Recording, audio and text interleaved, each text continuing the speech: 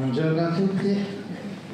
Intanto inizierei complimentandomi per la scelta del titolo, perché oggi purtroppo è proprio escluso un po' dal linguaggio la parola morire, morte, tanto che si ricorre a tanti eufemismi e non è detto neanche che addolcire la pillola poi sia la soluzione, perché ad esempio fine vita è quasi una parola priva di speranza. Quindi cercherò di accennare al tema della spiritualità in relazione al morire e, visto anche i titoli con cui sono presentato, premetto che non sarò per nulla confessionale, casomai qualcuno lo desiderasse o lo temesse. Ero stato invitato al congresso della Società di Medicina Generale a fare la lezione introduttiva quest'anno, no? E qualcuno ha detto: avrà inviato il Papa a farci la predica. Poi dopo invece hanno detto: no, non l'ha inviato il Papa. Allora, comunque è sufficiente partire dall'essere umano per poter parlare di spiritualità, perché lo spirito umano è universale, ecco. E poi soprattutto bisogna anche intendere il significato di cattolico. Pensate, il cattolico di per sé è universale, no? Simone Weil, la grande filosofa ebrea del Novecento, era affascinata dal mistero custodito dalla cattolicità e allora ha chiesto di essere accolta nella cattolicità non essendo cattolica, cioè se è universale ci deve essere spazio anche per me che cattolica non sono. Una provocazione interessante, dovremmo sapere accogliere. Allora, l'interrogativo posto dalla morte è uno degli interrogativi più preziosi. Saprete tutti, immagino, non cito i documenti delle società scientifiche a questo riguardo, che immagino noti, però saprete tutti che insistono sulla rilevanza della dimensione spirituale nell'approssimarsi della morte, no? Sia l'Organizzazione Mondiale della Sanità, la Società di Cure Palliative, la Società Europea anche di Cure Palliative. Ma non va neanche trasparato o ignorato il fatto che c'è una forte ricerca di spiritualità nei tempi contemporanei che tocca tutti gli ambiti. Per cui oggi addirittura è diventata quasi di moda, se ne occupano intellettuali, scrittori, editorialisti, critici d'arte, scienziati. Forse Louis Vincent Thomas, grande antropologo e tanatologo, può aver individuato anche la ragione di questo esplodere di bisogno di spiritualità. E lui dice: il fallimento di un mondo ipertecnicizzato genera un bisogno immenso di spiritualità. Per cui affermare questa rilevanza, soprattutto nell'accompagnamento spirituale alla morte, che per me tra l'altro l'accompagnamento spirituale alla morte è l'accompagnamento globale, è un po' un sinonimo di quello che è la cura palliativa, e spetta a tutti, non spetta a un professionista del sacro, spetta a chiunque ha cura della persona, perché la persona è un mistero, sarà un po' il centro di quello che vedo. Quindi c'è una domanda di senso fondamentale che durante il percorso di una vita si presenta più volte, ma spesso viene soffocata, ma entra in crisi nell'avvicinarsi della seconda parte della vita, in particolare della morte. A questo riguardo pensate cosa diceva Jung, cosa scriveva: fra tutti i miei pazienti nella seconda parte della vita non ce n'è stato uno solo il cui problema in ultima analisi non fosse quello di trovare una dimensione spirituale alla propria vita, e questo indipendentemente dall'adesione a una credenza particolare o all'appartenenza a una chiesa. Quindi è un interrogativo profondo di interiorità in tutti i suoi aspetti. Però qui certe volte, diciamo, si rischia di entrare un po' nel vago. Quindi le definizioni di spiritualità oggi sono varie e vanno anche da estremi molto distanti, talvolta persino contraddittori. Eppure dobbiamo essere in grado di rispondere a questo, anche perché siamo particolarmente provocati da questo crescente pluralismo etnico e religioso, in cui la domanda e le esigenze sono molto differenti da quelle di noi occidentali contemporanei, eppure sono sempre più presenti all'interno delle strutture sanitarie. Quindi quale può essere un terreno comune, un elemento che può accomunare tutto il bisogno di spiritualità e di domanda di senso che è provocata dall'avvicinarsi della morte? Sicuramente c'è un terreno comune, forse anche col mondo laico, e sicuramente anche tra le religioni. Ecco, in tutte le tradizioni religiose, in tutte le tradizioni sapienziali, anche non religiose, antiche, pensate alle filosofie, ci sono delle correnti mistiche che sono fondate sulla ricerca personale, esperienziale, un contatto diretto col divino, col trascendente, con l'assoluto, col mistero.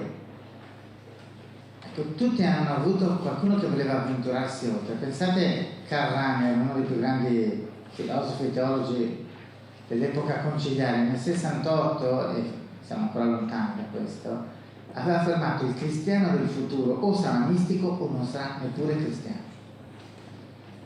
Però forse ci può aiutare a capire l'etimologia di mistico, per capire perché ne parliamo in questo contesto, no?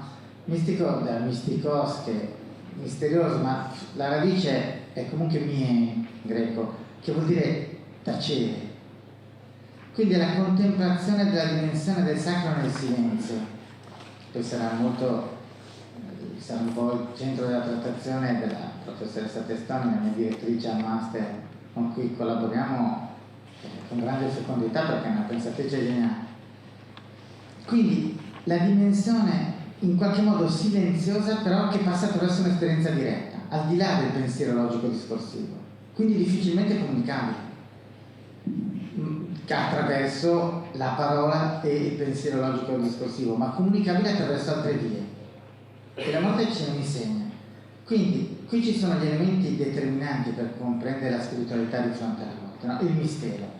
Il mistero di solito è qualcosa che è relegato all'ambito dell'irrazionale, più al mondo del sentimento, della fantasia, e non c'è nulla di più distante dalla verità. Pensate le righe di uno dei più grandi pensatori scientifici del Novecento, no? La più bella e profonda emozione che possiamo provare è il senso del mistero. È nel mistero il seme di ogni arte e di ogni vera scienza. Non so se ve lo immaginate, comunque un certo Albert Einstein. Quindi il mondo del mistero è uno dei presupposti proprio della vera scienza, detto sicuramente da uno che non potete considerare poco scientifico. Lo scienziato, diceva Lévi-Strauss, è chi pone domande, non chi fornisce risposte.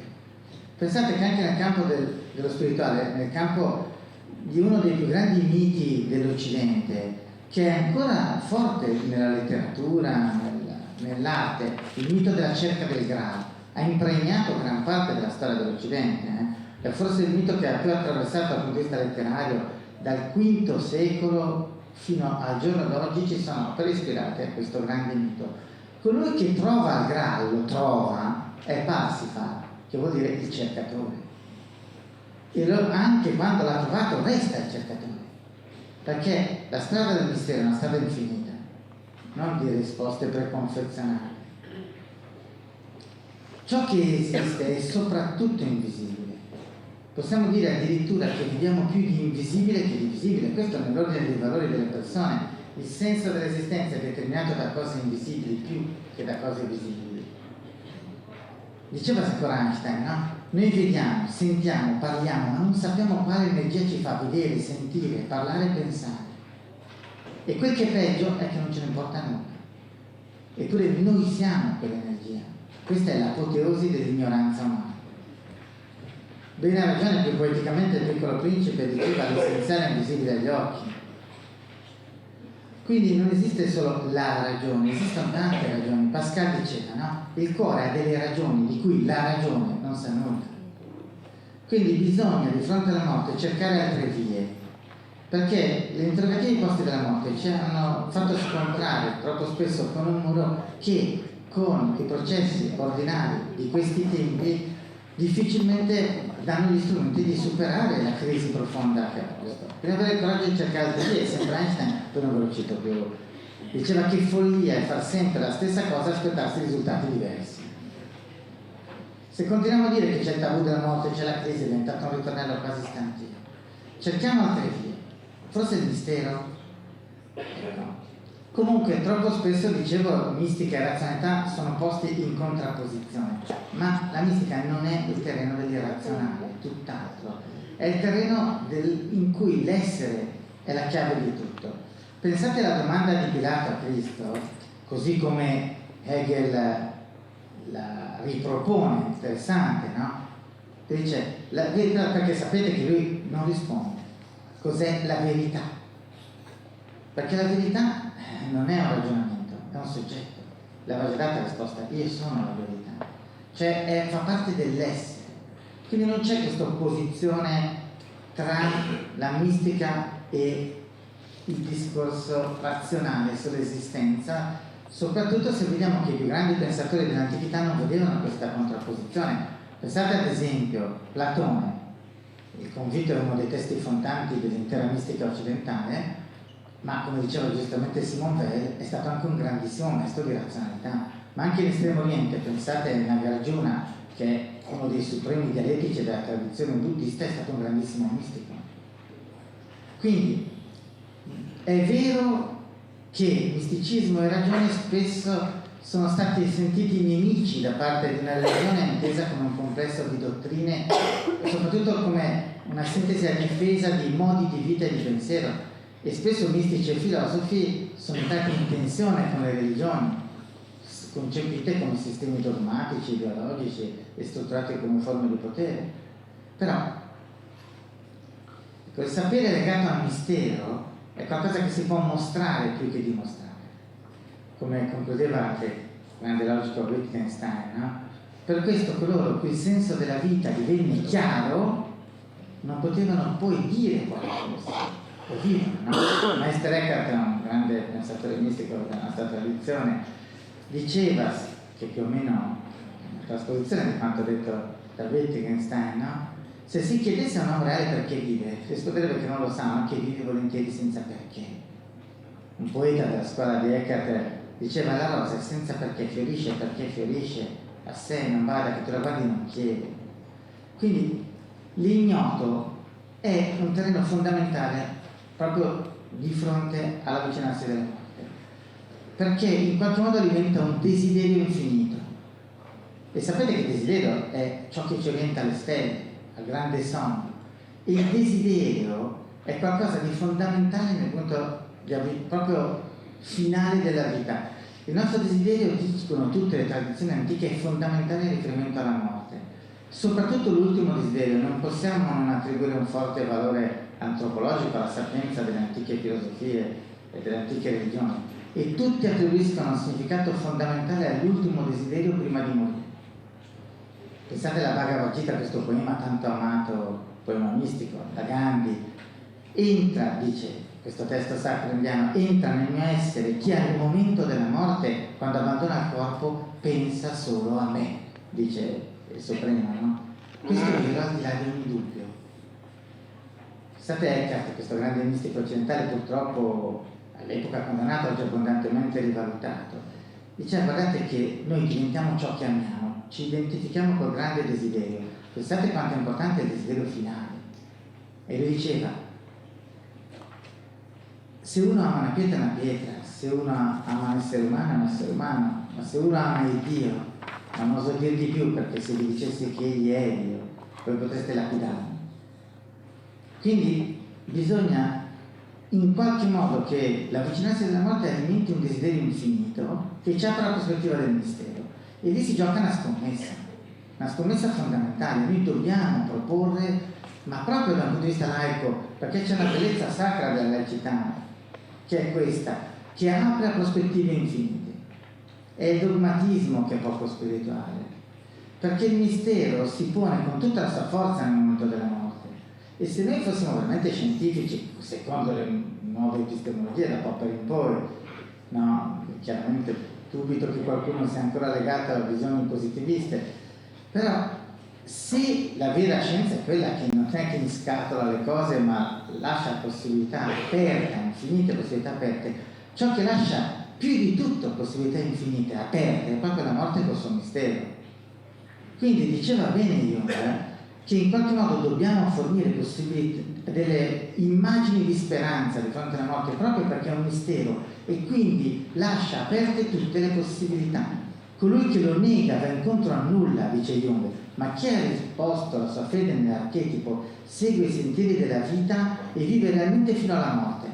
Entrambi naturalmente restano nell'incertezza, perché il mistero non dà delle risposte confezionate. Ma continua Jung, l'uno vive in contrasto con l'istinto, l'altro in accordo con esso, e la differenza è notevole a favore del secondo. Lasciare spazio alla speranza che il mistero lascia aperta, non la chiude. Quindi bisogna avere il coraggio in qualche modo di ascoltare il linguaggio della natura che ci parla incessantemente della morte non come cessazione. sapete tutti che per gli antichi era immediato percepire, ma grazie al rapporto con la natura parlava incessantemente della morte come trasformazione, per cui il giorno che segue sempre la notte, la morte della spiga di grano che genera nuova vita, la scomparsa della luna e la sua rinascita. Pensate che anche il linguaggio del grano, che è presente nel Vangelo ma in realtà appartiene a tutti i miti mediorientali, si trova per esempio in quello di Osiride, era percepibile in un modo molto più intenso per un antico, perché la spiga di grano coltivata in Medio Oriente non era come una pianura padana, per cui da un chicco di grano loro lo accestivano e avendo poca terra nella comunità dove viviamo lo utilizziamo questo metodo, per cui un chicco di grano non fa una spiga, fa 100-110 spighe, quindi il chicco di grano che muore, pensate che quanto comunicava. Intanto diventa grano macinabile solo se muore, se lo macini in verde non fa farina, quindi noi viviamo perché il grano muore, diventa seme solo se muore, perché se lo semi verde non... e non solo diventa seme se muore, ma sovrabbonda, è più che centuplicato perché ogni spiga poi ha decine di grani. Quindi all'anima collettiva dell'umanità, diceva Jung, corrisponde di più considerare la morte come compimento della vita e non mera cessazione, e chi si associa a un'opinione razionalistica rimane psicologicamente isolato e in contrasto con la realtà umana universale a cui appartiene egli stesso. Quindi c'era un'arte di morire che era esercitata dagli antichi per prepararsi, che secondo me è fondamentale per gli operatori, difficile accompagnare se non si è elaborata in prima persona l'idea della morte. I riti di passaggio, di cui Vinciaiale, il grande fondatore del metodo scientifico di storia delle regioni, ha portato come tema centrale, erano passaggi di morte e risurrezione, ci si educava esperienzialmente, in cui uno si preparava a capire che quando muore una parte di sé è perché si apre un'altra prospettiva. Un essere umano non è completo se non muore come bambino e nasce come adolescente, muore come adolescente, nasce come adulto. Addirittura la morte era terapeutica in questa visione, perché ti guarisce da qualcosa di infantile, di ridotto e ti apre ad altre prospettive. Allora capite come mai i filosofi greci avevano al centro della loro riflessione la meditazione della morte come condizione di liberazione. Pensate ai misteri eleusini, dicevano: felice tra coloro che vivono sulla terra chi ha visto questi misteri. Chi non è stato iniziato ed erano misteri di morte e resurrezione, chi non ha preso parte a questi riti non avrà dopo la morte le cose buone di laggiù, in quell'oscura dimora. Anche il battesimo cristiano era un rito esperienziale di morte e resurrezione. Sapete che erano immersi 3 volte, era solo per adulti, e fino al soffocamento, cioè devi sentirti morire e respiravi con l'iniziazione questa aria nuova, riempita, impregnata di questa benedizione. E quindi partecipavi della natura divina di Cristo e alla sua morte e resurrezione. Capite l'impatto trasformante che aveva e perché faceva vincere la paura della morte, come è ripetutamente detto nella Sacra Scrittura. Abbiamo perduto forse qualcosa, no? Crisostomo diceva: immersi nella tomba, in quel fonte battesimale, muore l'uomo vecchio, nasce quello nuovo. Allora la riflessione sulla morte, la meditazione sulla morte, pensate alla Venezuela, una psicoterapeuta nota per questo testo che è stato molto letto, La morte amica, diceva proprio rendere la morte il posto che le compete al centro della vita, e questo, lungi dal farmi diventare una persona depressa e morbosa, questa familiarità con la morte, questa meditazione sulla morte mi ha trasmesso un gusto intenso e insaziabile per la vita, e da lì ho ottenuto un'immensa energia. Uno dei più grandi teologi contemporanei russo, Berdiaev, diceva che solo la meditazione sulla morte permette il passaggio dall'ignoranza alla gnosi perfetta, dal sinisonno alla supercoscienza. Quindi bisogna allenarsi, ma questo richiede di imparare l'arte del silenzio, che forse probabilmente parlerà bene Ines, che noi proponiamo più come un percorso esperienziale interiore, perché se è vero che il silenzio, come è un ritornello molto, vedo nei corsi di formazione al personale, molto ripetuto, mi dicono, ma state attenti, non è il silenzio di per sé che permette l'arte dell'accompagnamento, perché esiste anche un silenzio imbarazzato, un silenzio di vergogna, di impotenza, di rabbia, di incapacità. Ci vuole un silenzio capace di comunicare, e se voi non vi siete allenati quotidianamente al silenzio, è difficile che abbiate un silenzio che sappia comunicare. E quindi va praticato silenzio e respiro, sono le chiavi dell'accompagnatore e dell'accompagnato, perché si muore attraverso il respiro, come dirò alla conclusione, e si muore in silenzio. Perché occorre un'esperienza alla ricerca del luogo del cuore, che è un'esperienza di morte e resurrezione. Conoscete il mito greco? Gli dei dell'Olimpo sono radunati per decidere dove nascondere il segreto della vita, perché l'essere umano lo usava come strumento di potere per sopraffare gli altri. Allora nella discussione qualcuno tra gli dei propone in cima all'Olimpo, qualcuno sotto l'Olimpo, qualcuno negli abissi dell'oceano, e Hermes l'astuto, perché ognuno diceva ma in cima all'Olimpo ci arrivano, sotto scavano, negli abissi ci arriveranno. Nascondiamolo nel luogo dove nessuno guarda, nascondiamoglielo nel cuore. E infatti è tuttora nascosto. Però il segreto della vita, che è il segreto dell'immortalità, del senso di tutto, richiede in qualche modo di morire a se stessi e di scendere in profondità, alla ricerca di questo luogo del cuore, che è stata la ricerca di tutti i più grandi pensatori. Pensate nella filosofia greca, che è stata una grande scuola occidentale, far scendere la mente nel cuore. È il segreto della meditazione occidentale. Guardate che noi andiamo a attingere tante cose dall'estremo oriente anche saggiamente, perché ci stimola, ma nel nostro patrimonio c'è tutto. E quindi c'era anche questo segreto. Pensate, Marco Aurelio diceva, ho citato anche vedo nella nostra presentazione, scava dentro te stesso, dentro è la fonte del bene, può zampillare inesauribile se continui a scavare. Quindi per raggiungere un buono stato di profondità, in qualche modo è necessario acquietare ogni tensione neuromuscolare, fermare i moti incontrollati della mente, scendere in profondità. Già questa è una bella avventura. E in qualche modo prepara la morte, perché qualcosa del simile pian piano succederà. In un mondo di agitazione, l'immobilità fisica, il silenzio dell'interiore ed esteriore, è qualcosa che un po' prepara quello stato. Una piccola morte.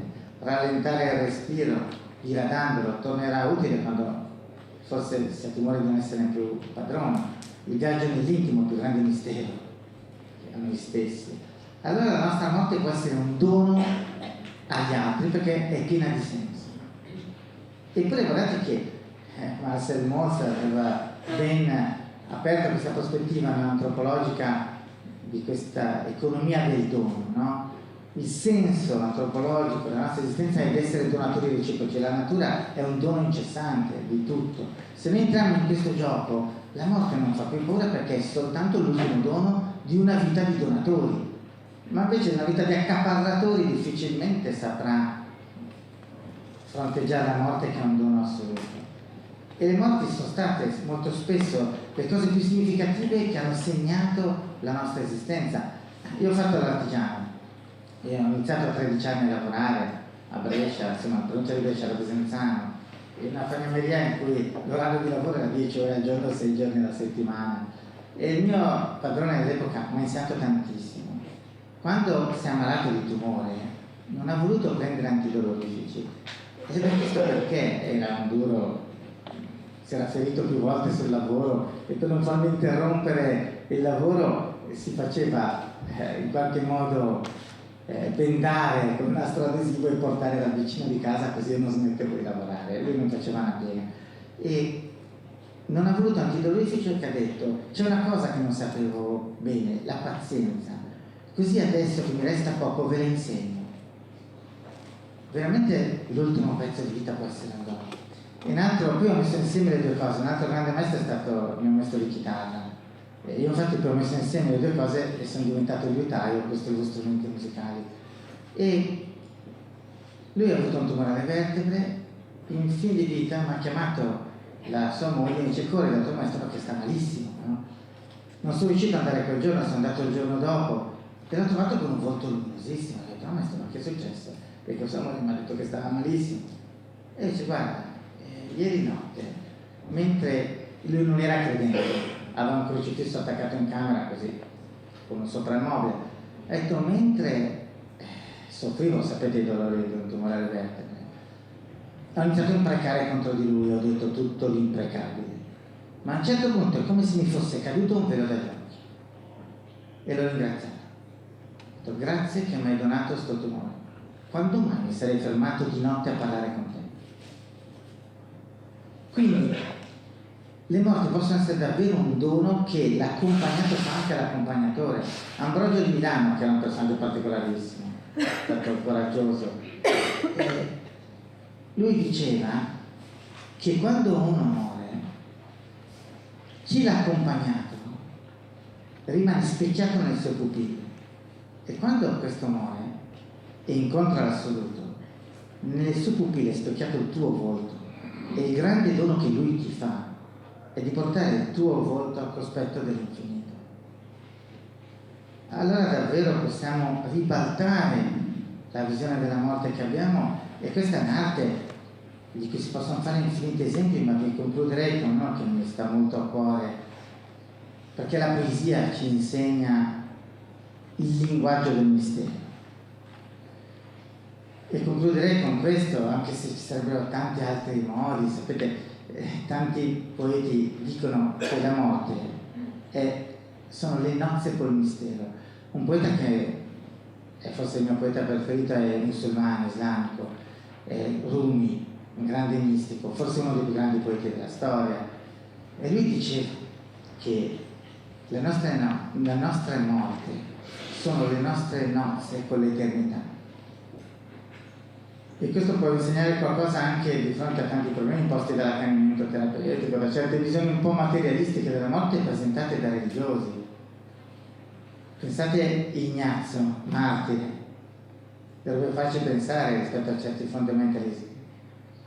Arrivato, diceva così quando era presentato al martirio: ecco, arrivato il giorno della mia nascita, non impeditemi di vivere impedendomi di morire. È uno dei più grandi santi, E vi concluderei con questo: cambiare sguardo, perché noi la morte la vediamo non dal punto di vista della vita, e quindi abbiamo dei paraocchi molto pericolosi. Troppo spesso nel nostro linguaggio la morte è l'opposto della vita. Guardate che la morte è un aspetto della vita, un passaggio della vita. Chi l'ha detto che è un'opposizione? C'è altro che si oppone alla vita. L'odio si oppone alla vita, la sopraffazione si oppone alla vita, ma la morte non si oppone alla vita, è uno dei passaggi della vita. E forse davvero, come dice Rumi, sono le nostre nozze con qualcosa di invisibile, col mistero. Il Cantico dei Canti ha dei versi affascinantissimi e misteriosi. Dice: mettimi come sigillo sul tuo cuore, come sigillo sul tuo braccio, perché è forte come la morte e l'amore, tenace come il regno di morte e la passione. Le sue vampe sono vampe di fuoco, una fiamma divina. Ma come amore e morte sono la stessa cosa? Secondo questo meraviglioso poeta mistico che si trova nella letteratura sapienziale biblica. Pensate anche a Leopardi, a questi versi enigmatici. Osava dire: fratelli, a un tempo stesso amore e morte ingenerò la sorte, cose qua giù si belle, altre il mondo non ha misteri. Cioè amore e morte sono le cose più belle che c'è in tutto il cosmo. Dice Leopardi, che strano accostamento. Però forse si capisce se noi sappiamo che sangue e respiro sono la vita. Nei patti d'amore, sin dall'antichità, si fonde sangue e respiro. Sapete, no? Il cuore che batte e il respiro dicono la vita. Se tu unisci il sangue, diventi una persona sola. E lo stesso il patto d'amore lo scambiamo con il bacio profondo, cioè il mio respiro entra nel tuo respiro, nel respiro della persona amata, e diventiamo una cosa sola. Allora forse davvero, se ci pensiamo bene, cos'è la morte? Si dice donare l'ultimo respiro, ma se io dono il mio respiro al respiro dell'infinito, se tutto il mio respiro entra nel respiro dell'infinito, allora forse la morte davvero non è altro che un bacio tra noi e l'infinito. È un bacio infinito, e questa è tutta un'altra cosa.